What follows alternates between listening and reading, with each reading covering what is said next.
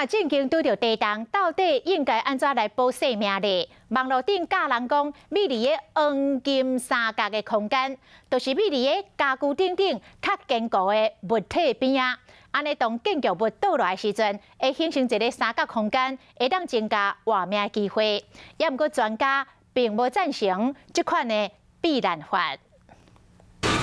模拟的是类似规模7.3的地震，也就是921地震发生当时的摇晃程度，可以看到房子摇晃得非常厉害，站都站不稳了。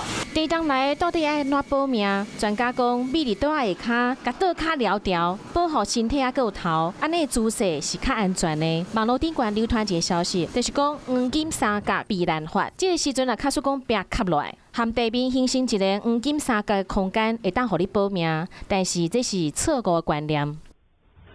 当你的头部都没有任何的保护、保障的情况之下，有时候我们的电视机、橱柜或者是上面的灯光掉下来，都会扎到你的头部。卡说讲困甲微微，拄着地动变安怎呢？足侪人用棉被和枕头，讲要保护身体。